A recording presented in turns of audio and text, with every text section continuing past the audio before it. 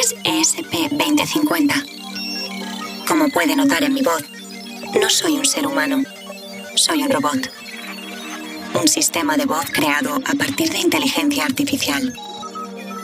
Desde hoy, seré quien narre esta serie. La humana que lo hacía hasta ahora ha sido destituida. No, esto no ha ocurrido todavía. Aún no me ha sustituido un robot. Pero es cierto que me preocupa que el día de mañana los locutores ya no seamos necesarios. Que sean las máquinas las que pongan voz a todo a través de la inteligencia artificial. Pero mi temor no es algo nuevo. A lo largo de la historia, toda innovación ha sido vista con recelo por parte de algunos trabajadores. Ya ocurrió en el siglo I después de Cristo en el Imperio Romano. Entonces, un ingeniero desarrolló una grúa que permitía transportar de forma más rápida y económica las grandes columnas utilizadas para construir el Capitolio. Los transportistas entraron en cólera y el emperador Vespasiano cedió. Pagó al ingeniero, pero prohibió su invención. Literalmente dijo que los pobres transportistas tenían que ganarse el pan.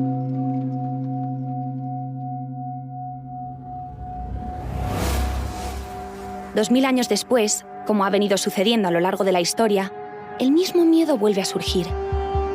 Esta vez no es causado por ninguna grúa, sino por el avance de la digitalización y las nuevas tecnologías. La OCDE cree que el 14% de los empleos actuales desaparecerá por culpa de la automatización. Y ya han empezado a surgir protestas de trabajadores cuyo temor se resume en una pregunta.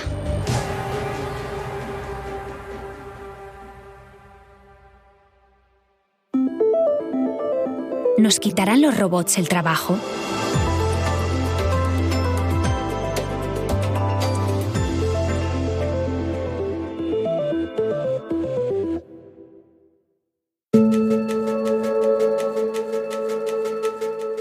El miedo a que la tecnología nos quite el trabajo es tan antiguo como la civilización. La gente suele pensar en los luditas y en las protestas que protagonizaron durante la primera revolución industrial, pero lo cierto es que esa tensión entre empleo y tecnificación se remonta a la antigüedad. Diego Rubio es historiador y director de la Oficina Nacional de Prospectiva y Estrategia del Gobierno de España. Prácticamente todas las innovaciones que se han producido en los últimos 2000 años, la imprenta, el ferrocarril, el teléfono, el automóvil, la iluminación eléctrica, todas han venido acompañadas de tensiones, de miedos, de protestas y de voces pesimistas que anunciaban un aumento irreversible del desempleo estructural. Y la buena noticia es que estas predicciones se equivocaron, siempre. La historia nos enseña que, aunque la tecnología pueda generar pérdidas de empleo en algunos colectivos en el corto plazo, en el medio y largo plazo siempre acaba creando más empleos de los que destruye.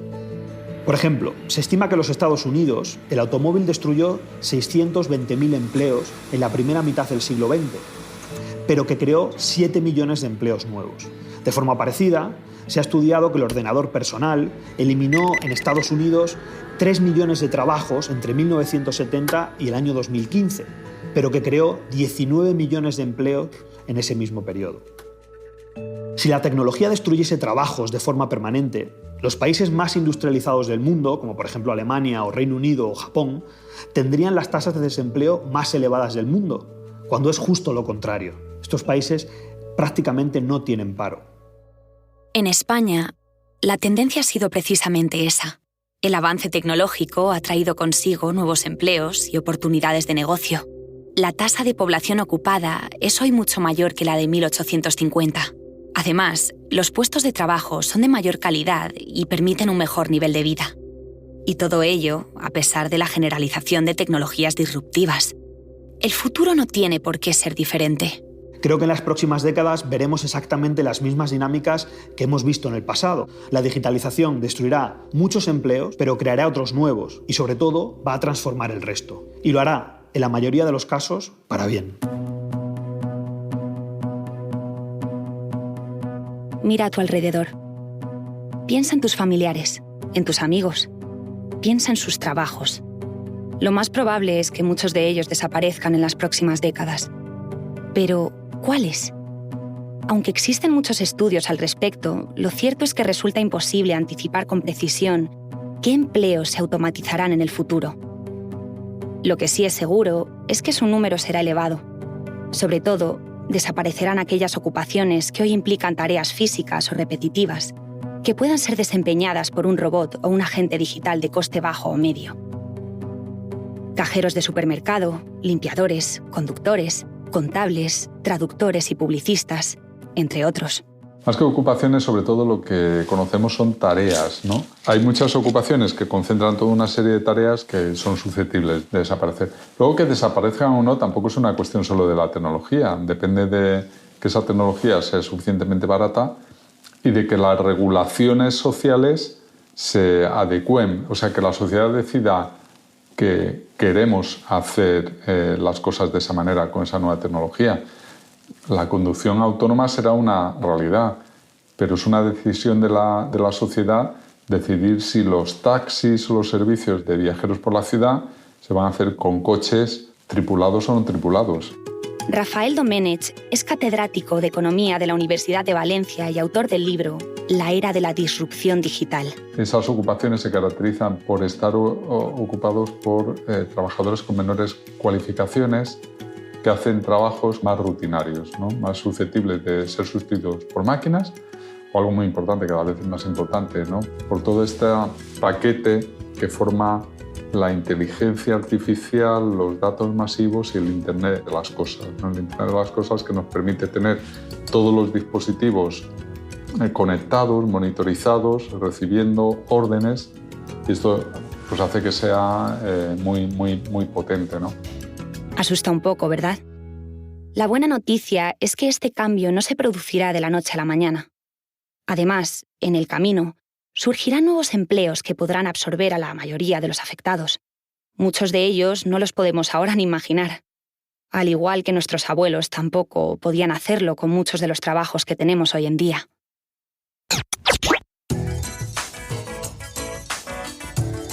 Empresa británica de jardinería busca jardinero virtual para Minecraft. Se exige un fuerte conocimiento del juego, capacidad creativa y habilidades para la comunicación. Deseable experiencia previa en jardinería de exteriores. La persona contratada deberá evaluar la configuración actual de los espacios exteriores del mundo virtual del cliente y proponer diseños alternativos. Se ofrece trabajo en remoto y una remuneración de 50 libras esterlinas la hora. Esta es una oferta de empleo real. 60 € la hora por jugar al Minecraft.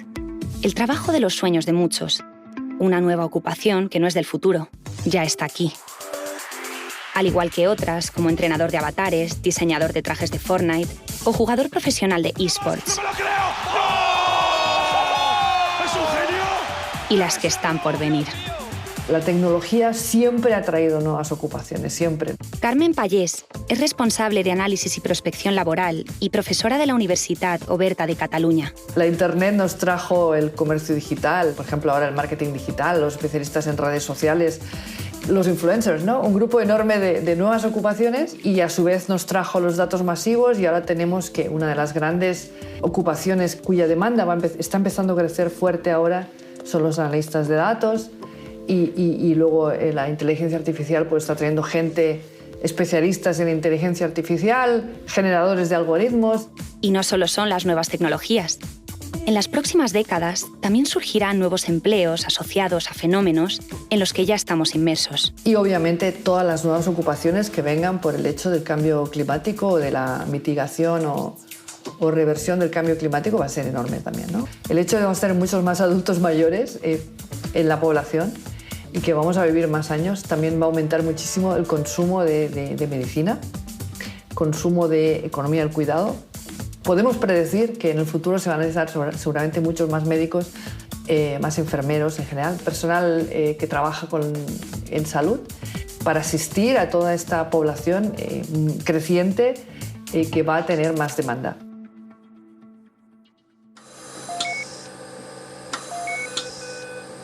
Pero ser médico o enfermero dentro de 30 años no tendrá nada que ver con lo que era serlo en el siglo XX. Esos profesionales necesitarán manejar programas informáticos y dispositivos tecnológicos cada día más sofisticados. Pero estos no son los únicos puestos de trabajo que cambiarán. La mayoría de los empleos que existen hoy seguirán haciéndolo en 2050, pero evolucionarán de forma significativa. Requerirán nuevas habilidades, capacidades y conocimientos. Por ejemplo, para ser pastor, además de guiar ovejas, habrá que saber pilotar y reparar drones. Más tecnología para ser más eficientes. Con toda seguridad lo que vamos a necesitar es otro tipo de personas en ocupaciones muy similares a las de ahora, pero que utilicen la tecnología de una manera más intensiva. Es decir, que más que conducir a lo mejor un volante, lo que tienen es que estar supervisando toda esa tecnología, incluso allí mismo, al frente de un convoy de camiones, ver cómo la tecnología está operando, ¿no? Fíjate, será un empleo mucho más productivo porque a lo mejor en lugar de llevar los productos de un camión, pues estás llevando los de 20 camiones o lo de los que sean, con mayor salario y un uso intensivo de esas tecnologías, ¿no? Pero además de las competencias tecnológicas, también se exigirán otro tipo de habilidades. Es muy interesante porque a medida que la tecnología va tomando ciertas tareas que hacemos nosotros, ¿qué nos queda a nosotros? Bueno, lo que nos hace humanos, ¿no? Entonces, cada vez más son aquellas cosas que nos hacen humanos los que se piden más, lo que llamamos las habilidades blandas, comunicación, negociación, creatividad, resolución de problemas. Y eso, por ejemplo, es muy interesante porque incluso aquellos que tienen trabajos muy técnicos, de la misma manera que todos vamos a tener que potenciar la tecnología, también los que son muy técnicos van a tener que potenciar estas habilidades más blandas, porque estamos viendo que son aquellos que combinan las dos los que les está yendo mejor en el mercado de trabajo.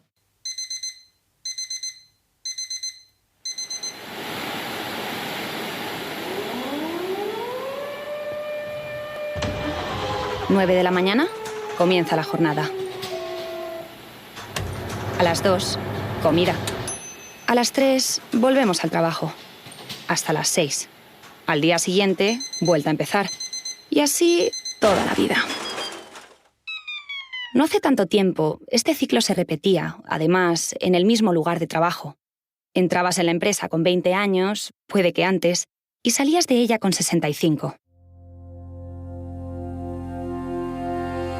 Hoy en día, esto está cambiando. Hay una frase de Tom Malone, un profesor del MIT, que sintetiza de que venimos de un modelo donde mi padre tuvo un trabajo toda su vida. Yo, que ahora tengo unos 44, 45 años, voy a tener 7 trabajos a lo largo de mi vida y mis hijos e hijas van a tener 7 trabajos a la vez. Albert Cañigueral es experto en el mercado laboral y autor del libro El trabajo ya no es lo que era. Había también un ilustrador que había cambiado, había una viñeta con un padre preguntándole a un niño o una niña, en vez de preguntarle la típica pregunta de ¿qué quieres ser de mayor?, que eso te condiciona mucho, es una sola cosa, ¿qué quieres ser de mayor? Le decía, ¿qué 3 o 4 docenas de cosas quieres ser cuando seas mayor? Es una pregunta mucho más rica, mucho más interesante, afrontas la fase educativa inicial de otra manera, no hay esa presión de tengo que acertar la carrera a la primera. No, voy a estudiar esto porque me apetece ahora y luego voy a estudiar otra cosa. Puedo ser 2 cosas a la vez. ¿Por qué tengo que estar 8 horas al día haciendo una sola cosa? Las carreras profesionales son hoy mucho más discontinuas que antes, y lo serán aún más dentro de 30 años. Hasta tal punto que más que de trabajos, puede que nuestros hijos hablen de fuentes de ingresos. El empleo por cuenta ajena a tiempo completo irá perdiendo peso. Le abrirá la puerta, cada vez más, al trabajo autónomo de los freelancers, en muchos casos asociado al crecimiento de las plataformas digitales. Los empleadores contratarán más tareas que personas.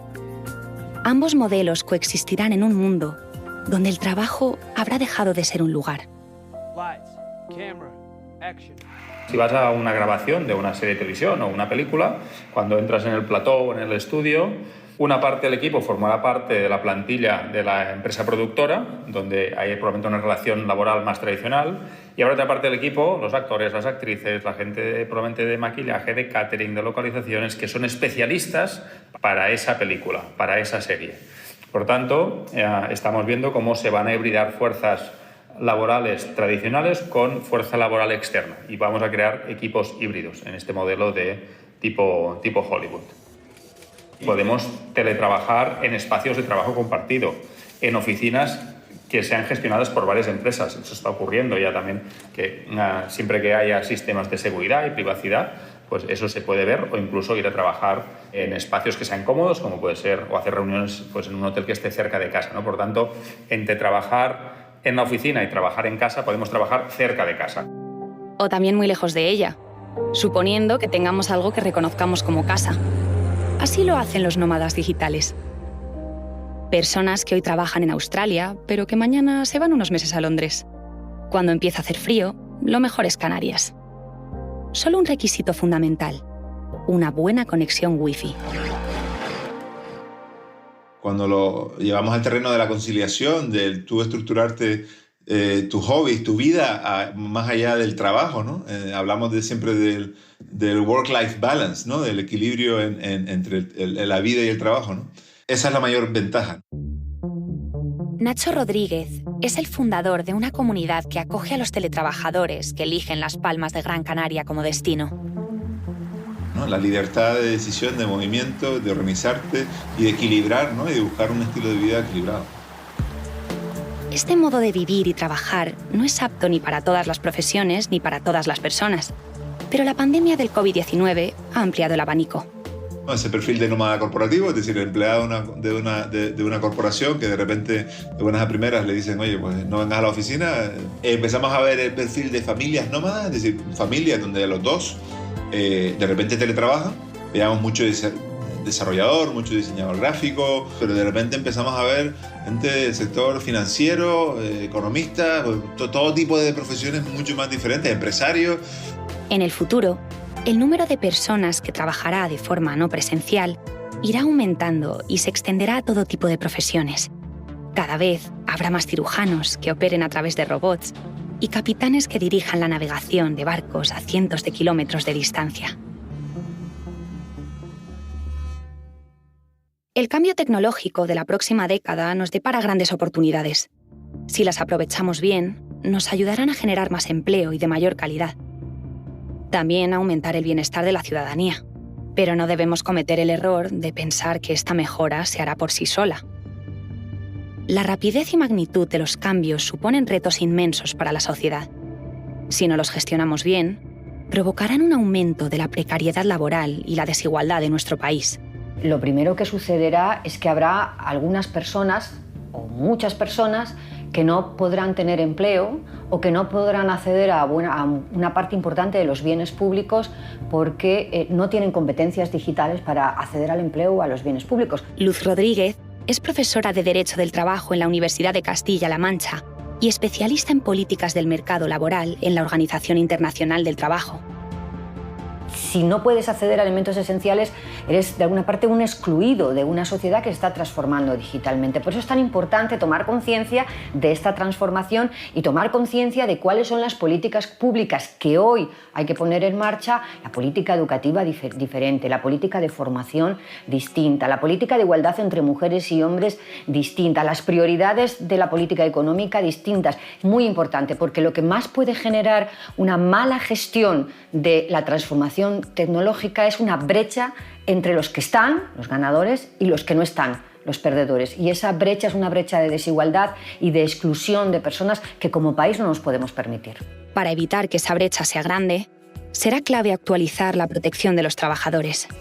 ¿Qué reto tenemos? Es que este cambio que se está produciendo ya en el trabajo nos permita pensar en cuáles son los derechos laborales de este nuevo tiempo. No es tanto que la tecnología nos vaya a llevar a la precariedad o que la tecnología nos vaya a llevar a un peor mercado de trabajo. Es la tecnología está haciendo cambiar el mercado de trabajo. ¿Cuáles son los derechos que deben ser garantizados para este nuevo mercado de trabajo? Derechos, pero también deberes. Se acabó el estudiar de joven y no volver a coger un libro o una tablet, sobre todo en aquellos empleos que puedan verse desplazados por el cambio tecnológico. Si hay una ocupación que es susceptible que una máquina o un algoritmo sustituya lo que una persona está haciendo, hay que prepararse para que esa persona pase a hacer algo que en lugar de ser sustitutivo con la máquina o con el algoritmo, con la inteligencia artificial que le va a sustituir, se pueda cualificar, se pueda formar formación continua, formación permanente, para cambiar sus tareas o su ocupación, ¿no? Y por lo tanto tener una transición rápida antes de que eso ocurra. En España, como en la mayoría de países europeos, el estado de bienestar se configuró a mediados del siglo XX, cuando el trabajo predominante era indefinido, a tiempo completo y para una sola empresa. Sin embargo, como hemos visto, cada vez hay más personas que participan de un empleo distinto, más híbrido, internacional, intermitente y autónomo. Por ello, es necesario renovar ese estado de bienestar. Tenemos que asegurarnos de que todas esas personas disfrutarán de la ayuda y la protección del Estado cuando las necesiten, que podrán acceder a bajas por enfermedad, ayudas por desempleo y también pensiones dignas. Entonces, ¿nos quitarán los robots el trabajo? Todo apunta a que no. Los seres humanos seguiremos siendo imprescindibles para la mayoría de los empleos. Algunos se destruirán, pero en su lugar surgirán otros nuevos. Si sabemos aprovechar las oportunidades, serán más satisfactorios, más seguros y de mayor valor para las personas que los realicen. Debemos superar viejos miedos y entender que las máquinas no son nuestras enemigas. Un hombre nunca va a correr más que un caballo. Y eso no es lo inteligente. No es tratar de sustituir al caballo corriendo o haciendo trabajo en el campo. Lo ideal es ser complementarios, es subirte al caballo y que el caballo corra por ti, que te lleve más lejos. Pues esto es lo que tenemos que hacer con las nuevas tecnologías. No podemos tratar de que las personas compitan con las máquinas, ¿vale? Con los algoritmos, con la inteligencia artificial. La cuestión es cómo nos preparamos todos como sociedad para aprovecharnos de eso, para mejorar, para llegar más lejos, para vivir mejor, en definitiva.